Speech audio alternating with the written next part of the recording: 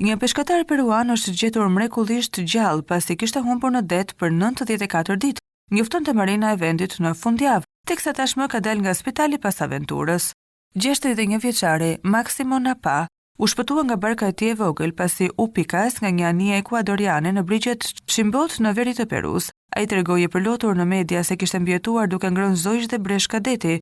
Nuk doja të vdesja, unë kam nënën time dhe mbesën e vogël, me mendjen të ato rezistova. Mendoja çdo ditë për nënën, tha Napa. Marina e Perus postoi imazhet e shpëtimit, përfshi dhe momentet e bashkimit të Napas me vëllain e tij apo kur merrte kujdes shëndetësor. Në fundjavë ai kishte dalë nga spitali në Paita. Zoti Napa ishte çuditërisht në gjendje të mirë, mund të ecte, të lahej vet, pak e trembur për në gjendje të mirë, sa kapiteni i marinës peruane, Jorgo Gonzales.